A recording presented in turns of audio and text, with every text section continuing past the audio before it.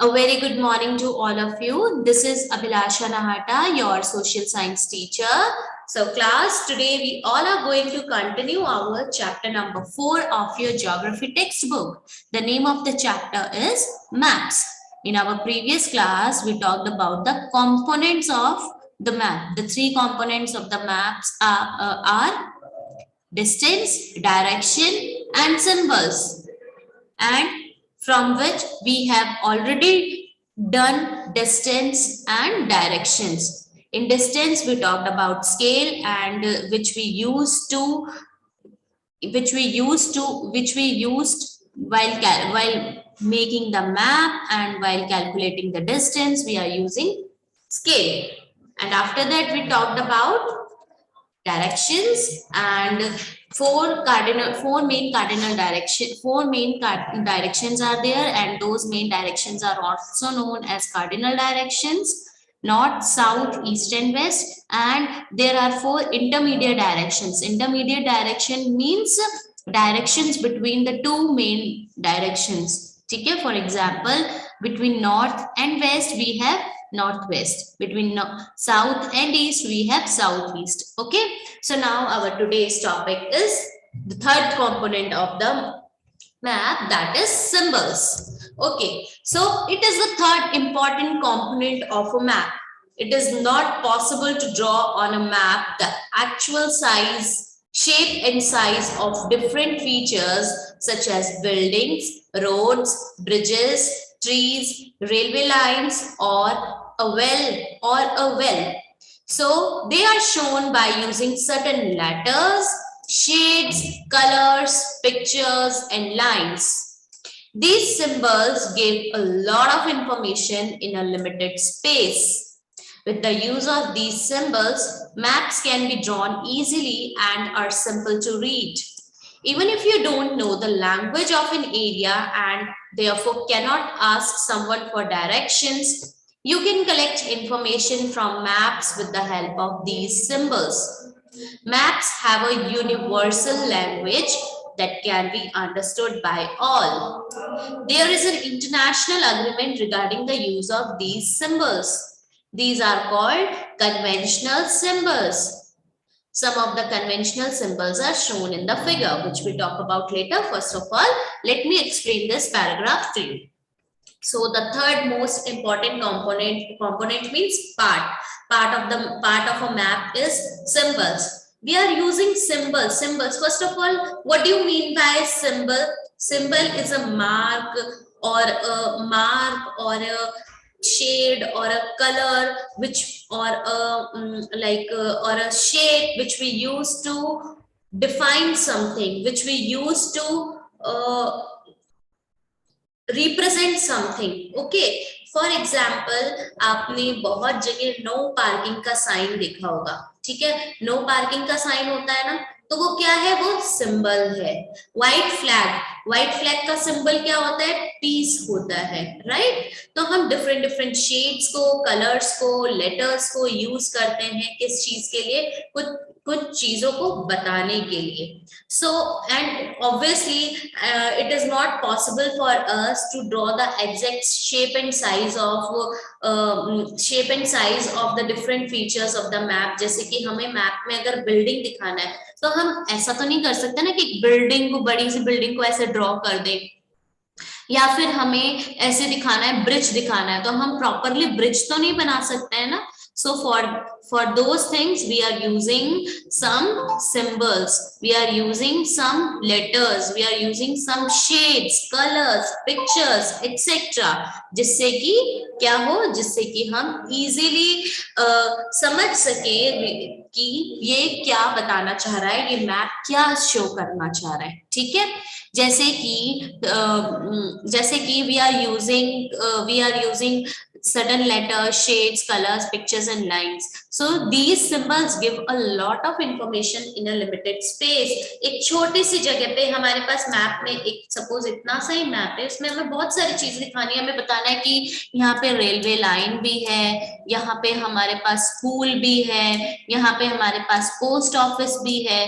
तो हम ऐसे पूरा इतना ड्रॉ थोड़ी ना करेंगे कि पोस्ट ऑफिस जैसा या फिर टेम्पल जैसा पूरा ऐसे प्रॉपरली टेम्पल को, बिल्डिंग को, रोड्स को बिल्ड करना तो इजी नहीं होता ना, इतना बहुत कॉम्प्लिकेटेड टास्क हो जाएगा और बहुत ही मेसी हो जाएगा वो मैप ना। सो हम सिंबल्स का यूज करते हैं जिससे कि हम इजीली समझ सके कि ये मैप क्या कहना चाह रहा है, और वो भी लिमिटेड स्पेस में। So with the use of these maps can be drawn easily and are simple to read. Even if you don't know the language of an area, suppose you are going to Spain and you don't know Spanish, but you know the certain symbols you have mapped with you, and with those symbols you can easily recognize what is there. अगर church है तो आपको church का symbol दिख जाएगा। You don't know Spanish, वहां पे Spanish में चर्च लिखा हुआ है, you don't know Spanish but you know the symbol very well, तो आप इजीली कॉम्प्रिहेंड कर पाओगे कि ये क्या है। ठीक है, यहाँ पे चर्च है, यहाँ पे नो पार्किंग है, यहाँ पे रोड्स हैं, यहाँ पे लेक है, यहाँ पे पोस्ट ऑफिस है, यहाँ पे रेलवे स्टेशन है। So with those symbols you can easily comprehend कि अगर आप कहीं आप बाहर घूमने जा रहे हो, आपको लैंग्वेज नहीं आ रही, ऐसा भी नहीं है कि इंग्लिश सबको आती हो ना, इंग्लिश एक इंटरनेशनल लैंग्वेज है, बट इंग्लिश सबको आती हो ये भी जरूरी नहीं है। तो सिंबल से हम क्या कर सकते हैं, हम इजीली रिकॉग्नाइज कर पाते हैं कि ये सर्टेन जो भी आपका सर्टेन एरिया है वो क्या कहने की कोशिश कर रहा है। ओके, इसलिए हम मैप्स में इन सिंबल्स का यूज करते हैं। Maps have a universal language. Universal language जो क्या होती है, जो समझ सकते हैं, जो सब समझते हैं, ठीक है, उसको हम यूनिवर्सल लैंग्वेज बोलते हैं। जैसे ये जो है, ये वाला, ये जो सिंबल है, ये किसका सिंबल है, नो पार्किंग का सिंबल है ना। तो हम क्या बोलते हैं फिर, ऐसे ही सिमिलरली एक यहाँ पे नो स्मोकिंग का सिंबल भी ऐसा सा ही होता है, यहाँ से ऐसे धुआं सा निकल रहा है और इसमें ऐसे क्रॉस लगा हुआ होता है, तो this is the symbol of no smoking. तो हम चाहे वो स्पेनिश हो, चाहे वो अमेरिकन हो, चाहे वो इंडियन हो, चाहे वो चाइनीज हो, सब क्या कर सकते हैं, इस सिंबल को इजीली रिकॉग्नाइज कर सकते हैं। तो universal language it means which can be understood by all, which can be comprehended by all. So there is an international agreement. Internationally सारी कंट्रीज ने क्या कर रखा है, अग्रीमेंट कर रखा है, आपस में बातचीत कर रखी है कि हम इन सिंबल्स का यूज करेंगे, और इन सिंबल्स को हम क्या बोलते हैं, कन्वेंशनल सिंबल्स बोलते हैं। क्या बोलते हैं, conventional symbols. Repeat after me, what we call these types of what we call this language, or what we call these symbols, we call these symbols as conventional symbols, which can be understood by all, and it is internationally agreed by all the countries. So some of the symbols are, for example, railway line, broad gauge, metre gauge, railway station. So railway line में भी अलग अलग होता है कि broad gauge हो गया, metre gauge हो गया, रेलवे स्टेशन हो गया, तो इनके लिए हम अलग अलग सिंबल्स यूज करते हैं। For example, for broad gauge we are using this, for meter gauge we are using this, for railway station we are using this. अब जब भी रेलवे स्टेशन जाओगे तो आप देखना कि ये रेलवे स्टेशन का सिंबल कहीं पे बना हुआ है क्या आसपास में, ऑब्जर्व करना, इस चीज को बहुत इजीली ऑब्जर्व करना। और ये देखो, अब बार बार यहाँ पे ब्रॉड गॉज, मीटर गॉज आपने देखा, तो गॉज क्या होता है, गॉज एक इंस्ट्रूमेंट होता है जिससे कि हम क्या कर सकते हैं, किसी मेजरमेंट होता है, सॉरी इन टेक्निकल, एक तो गॉज होता है जिससे कि हम किसी चीज की अमाउंट को मेजर कर सकते हैं, और क्या होता है, एक ऐसा इंस्ट्रूमेंट होता है जिससे कि हम दो जगह की, दो चीजों के डिस्टेंस के बारे में क्या कर सकते हैं, हम पता कर सकते हैं। ठीक है, तो ब्रॉड गॉज, मीटर गॉज, ये सारी चीजें क्या है आपकी, ये देखो, ये पर्टिकुलर सिंबल्स जो हैं यूज किए जाते हैं। आफ्टर दैट रोड्स, एक तो मेटल्ड, मेटल्ड मतलब कि जो आप ब्लैक कलर की प्रॉपर रोड देखते हो उसको हम मेटल्ड रोड बोलते हैं। अनमेटल्ड जो कच्ची गलियां होती है, जैसे कच्ची सड़क होती है, कच्ची गलियों को क्या बोलते हैं, कच्चे रास्ते को क्या बोलते हैं, हम अनमेटल्ड बोलते हैं। मेटल्ड जैसे कि आप अभी कहाँ जा रहे हो, एक तो आपके घर के सामने जो गली है, ठीक है, वो मेटल्ड नहीं है, ठीक है। हो सकता है कुछ लोगों के घर के सामने की जो गलियां हैं, जो रोड्स हैं, वो मेटल्ड रोड्स होगी, प्रॉपरली बनी हुई होगी, और कुछ लोगों के घर के सामने की जो रोड है वो अनमेटल्ड होगी, मतलब कच्ची होगी, वहां पे प्रॉपर ब्लैक कलर की नहीं होगी वो, ठीक है। तो वो रोड्स के लिए हम जो सिंबल यूज करते हैं, तो दो पैरेलल लाइंस यूज करते हैं, straight parallel lines, and unmetalled के लिए डैश पैरेलल लाइंस को हम यूज करते हैं। ये देखो डैश बने हुए, डैश से पैरेलल लाइंस बनी हुई है। बाउंड्री, अगर हमें बाउंड्री शो करनी है, इंटरनेशनल बाउंड्री के लिए देखिए ये वाला रिप्रेजेंट करते हैं, इसमें बोल्ड आपके ये लाइन है और बोल्ड ये डॉट है। स्टेट के लिए स्ट्रेट लाइन है बट बोल्ड नहीं है, स्मॉल आपका डॉट गिवन है, वो स्टेट के लिए। और डिस्ट्रिक्ट के लिए डैश डैश डैश यूज करते हैं, बड़ा बड़ा dash. After that river, well, tank, canal, bridge. River के लिए देखिए ये सिंबल, वेल के लिए ये सिंबल, टैंक के लिए देखिए ये वाला सिंबल यूज किया जा रहा है, कनाल के लिए ये सिंबल, एंड ब्रिज के लिए ये वाला सिंबल यूज करते हैं। अच्छे से देख लीजिए। फिर देखिए टेम्पल, चर्च, मॉस्क एंड छतरी। टेम्पल, ये रहा temple, church, this is the church, mosque, this is the mosque, and छतरी, this is the छतरी। छतरी आपने देखा होगा काफी बार, आप है ना जैसे रेलवे स्टेशन वगैरह जा रहे हो, तो रेलवे स्टेशन के वहां पे एक बीच में बड़ा सा एक है ना पिलर के जैसा आपको कुछ दिखता होगा, और जहाँ पे बीच में थोड़ी सी स्पेस होती है, तो वो क्या कहलाती है, वो छतरी कहलाती है। नेक्स्ट है आपका post office, post and telegraph office and police station. Post office, we are using the capital P and O for post office. Post and telegraph office, we are using PTO, capital PTO, and for police station we are using PS, police station. Settlement, graveyard. Settlement के लिए हम, settlement मतलब कि यहाँ पे एक colony है, यहाँ पे कोई एक सोसाइटी है, तो we are using this symbol for settlement. And for graveyard, graveyard मतलब जहाँ पे आफ्टर डेथ जो भी जहाँ पे लोगों को क्या किया जाता है, दफनाया जाता है, या फिर जहाँ पे लोगों को जलाया जाता है, उसको हम बोलेंगे, ठीक है, ब्यूरियल ग्राउंड, ये वाला। Next, trees and grass. trees के लिए we are using this symbol, and for grass we are using this symbol. So these are the symbols, these are the conventional symbols which we are using internationally. For while making the map we are using these symbols, जिससे कि हम easily क्या कर सकते हैं, हम easily recognise कर सकते हैं कि यहाँ पे कौन सी जगह, कौन सी चीज है। Various colors are used for the same purpose. For example, generally blue is used for showing water bodies, brown for mountains, yellow for plateau, and green is used for plains. I show you the map, physical map of India. Let me share it with you once again. Now just look at this picture, look at this map. अब यहाँ पे देखो green colour जो है usually greenery को represent कर रहा है कि यहाँ पे ग्रीनरी है। व्हाइट, येलो प्लेटो के लिए कि इन रीजन्स में हल्का हल्का येलो दिख रहा होगा, तो इन रीजन में क्या है, इस रीजन में आपका प्लेटो है, ठीक है। ब्राउन यहाँ पे माउंटेन्स के लिए यूज किया गया है, देखो यहाँ पे आपका माउंटेन रेंजेस है, तो माउंटेन के लिए यहाँ पे ब्राउन कलर यूज किया गया है, ठीक है। रिवर्स के लिए this picture is not so clear, but river के लिए, लेक्स के लिए यहाँ पे ब्लू कलर का यूज किया गया है।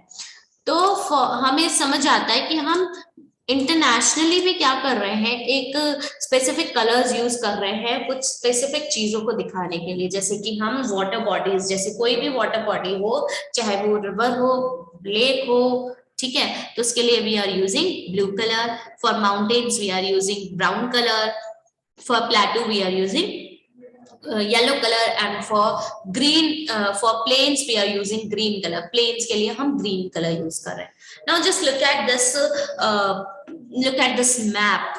Sundarpur village and its surrounding areas. ठीक है, नाउ दिस इज, कौन बताएगा क्या है? देखो डिफरेंट डिफरेंट सिंबल्स का यहाँ पे यूज किया गया है। ये देखो ये रहे सिंबल्स, ये देखिए ये ब्रॉड गॉज है, यहाँ पे ब्रिज है, यहाँ पे रेलवे लाइन जा रही है, ये सेटल्ड एरिया मतलब कॉलोनी है, यहाँ पे कुछ ट्रीज है, मॉस्क है, ये आपका अनमेटल्ड रोड है, ये आपकी मेटल्ड रोड है। अगेन यहाँ पे देखिए, ये देखिए यहाँ पे क्या बना हुआ है, यहाँ पे ये सेटल्ड एरिया है, ये पुलिस स्टेशन है, ये आपका ग्रेवयार्ड है, सॉरी ये आपका चर्च है, ठीक है, ये टेम्पल है, रिवर है, ठीक है, लेक है, और ये देखो नॉर्थ सिंबल को रिप्रेजेंट कर रहा है, पोस्ट एंड टेलीग्राफ ऑफिस है, ग्रेवयार्ड है, अनमेटल्ड रोड है। तो ये सब क्या रिप्रेजेंट कर रहे हैं? डिफरेंट डिफरेंट सिंबल्स को जो बना के हम देख पा रहे हैं ना कि डिफरेंट डिफरेंट सिंबल्स का यूज किया गया, और जिससे हमें पता चल रहा है कि यहाँ पे इसकी मैप क्या कहना चाह रहा है। Got it? Now just look at this again, sketch एक अलग से टॉपिक है। स्केच, स्केच क्या होता है? Sketch is a drawing mainly used on memory and spot observation and not to scale. Sometimes a rough drawing is required for an area to tell where a particular space is located with respect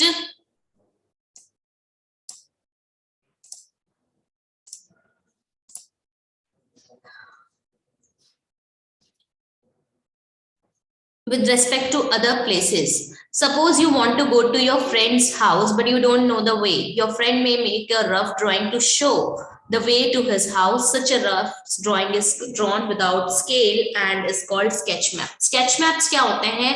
Normally हम अपनी memory को, हम अपनी याददाश्त से क्या करते हैं कि इस टाइप के मैप को बनाते हैं। हम किसी भी स्केल का यूज नहीं करते हैं कि हमने 500 किलोमीटर्स को हमने 5 मीटर्स बता दिया, या फिर 1 किलोमीटर को 1 सेंटीमीटर रिप्रेजेंट कर दिया। No, we are not using any scales here. हम अपनी मेमोरी से क्या बनाते हैं, इस मैप को बनाते हैं, स्केच को बनाते हैं, और ये रफ ड्राइंग, हमें रफ ड्राइंग से हम लोकेट कर पाते हैं कि पर्टिकुलर प्लेस कहाँ पे लोकेटेड है। फॉर एग्जाम्पल मैंने बोला कि मुझे LPS जो मेन ब्रांच है घर से सर वाली, वहां से मुझे कहाँ जाना है? पुलिस स्टेशन जाना है। तो सपोज दिस इज मैं बोलूंगी, ये देखो ये LPS स्कूल है, यहाँ से आप निकलोगे, ठीक है, ये कच्ची रोड आपको दिख जाएगी, फिर यहाँ से एक और कच्ची रोड, फिर एक और कच्ची रोड है, ठीक है, फिर यहाँ से आपको एक हाईवे मिल जाएगा। तो आपको यहाँ से ऐसे आना है, स्ट्रेट स्ट्रेट स्ट्रेट जाते रहना है, फिर आपको एक नोखा रोड, एक मेन हाईवे मिल जाएगा, ये लेना है, फिर आप यहाँ से क्या कर लोगे, आप यहाँ से राइट ले लोगे, और स्ट्रेट स्ट्रेट स्ट्रेट स्ट्रेट आपको जाते रहना, और एकदम सामने आपको क्या मिल जाएगा? आफ्टर सर्टेन पॉइंट आपको रेलवे स्टेशन दिख जाएगा। तो ये मैंने क्या किया, एक रफ स्केच बनाया ना। मैंने ये नहीं बताया कि आपको, बस मैंने ये बता दिया आपको राइट लेना है, लेफ्ट लेना है, आपको नॉर्थ में जाना है, साउथ में जाना है, ठीक है, स्ट्रेट जाना है। तो ये होता है रफ मैप, और इस रफ मैप को, इस रफ ड्राइंग को हम स्केच बोलते हैं। हो सकता है बहुत बार आप अपने फ्रेंड्स को भी बोलते होगे कि मुझे पर्टिकुलर तो आप नहीं बता पाते हो, बट आप बोलोगे कि आप, या फिर आपने अपने घर पे सुना होगा कि तुम बीकानेर रेलवे स्टेशन जानती हो ना, तो वहां से क्या करना, वहां से बीकानेर रेलवे स्टेशन से तुम राइट लेना, राइट लोगी तो स्ट्रेट स्ट्रेट जाओगी तो आपको क्या दिखेगा? एक टाइटन का शोरूम दिखेगा। फिर से स्ट्रेट जाओगी तो तुम्हें एक छतरी दिखेगी, फिर छतरी से तुम क्या करना, छतरी से तुम राइट ले लेना, फिर स्ट्रेट स्ट्रेट स्ट्रेट जाते रहना, फिर एक टी पॉइंट आएगा, फिर वहां से तुम क्या करना, फिर राइट लेना। तो ऐसा बहुत बार आप ना अपने पेरेंट्स से सुनते हो कि एक रफली आपको क्या है, मैप बताते हैं, आपके मेमोरी से आपको मैप बताते हैं, और कोई प्लेसेस का उसमें प्लेसेस का आपको मतलब प्लेस के बारे में बताते हैं कि इस प्लेस को रिकॉग्नाइज करना, और इस प्लेस से आपको यहाँ आना है, ठीक है। तो ये होता है स्केच, जब हम एक रफ ड्राइंग बनाते हैं हमारे मेमोरी के बेस्ड पे। Then a plan is a drawing of a small area on a large scale. Large scale मतलब कि हम छोटे से एरिया को एक लार्ज स्केल, मतलब कि हमें 5 किलोमीटर्स को मैं 5 सेंटीमीटर्स से बता रही हूँ, ठीक है। when we draw when we draw a map of a small area, we are using large scale. A large scale map gives a lot of information, but there are certain things which we may sometimes want to know. For example, the length and breadth of a room which can't be shown in a map. At that time we can refer drawings drawn to a scale called a map, called a plan. अब क्या होता है, अब मेरे को LPS का map, आपकी LPS processor branch की स्कूल का मैप मुझे लेना है, ठीक है। अब स्कूल का मैप तो मुझे मिल जाएगा, बट मुझे प्रॉपर कि इस रूम की लेंथ और ब्रेथ क्या है, ठीक है, मतलब कितना बड़ा रूम है, एक कॉरिडोर कितना बड़ा है, ठीक है, कहाँ पे ग्राउंड फ्लोर जो है वो कितना बड़ा है, कितने रूम्स है, उसकी लेंथ और ब्रेथ कितनी है, कितने आपके वहां पे फैंस लगे हुए हैं, ये सारी चीजें मुझे नहीं पता होती ना। तो उस टाइम पे हम क्या करते हैं, उस टाइम पे हम प्लान का यूज करते हैं। प्लान में आपकी प्रॉपर इंफॉर्मेशन गिवन होती है कि एक रूम है, कितना बड़ा रूम है, कितनी लेंथ है उसकी, कितनी ब्रेथ है, कितना विड्थ है, etcetera. Okay, so this is called a plan, drawing of a small area on a large scale, ठीक है, जिसमें हमें और भी बहुत स्पेसिफिक इंफॉर्मेशन गिवन होती है। So class, this is all about this chapter. So thank you so much for joining the class, and your homework for today is you have to read the chapter carefully, and you have to make a sketch from your home to school से आपको अपने घर तक का, school से अपने घर तक का आपको स्केच बनाना है, रफ ड्राइंग बनानी है। एंड कल मैं ये आपकी क्लास में, ऑनलाइन क्लास में मैं आपसे देखूंगी, ठीक है, आपका जो भी स्केच होगा I will look after it. Okay, so this is all about today. Thank you.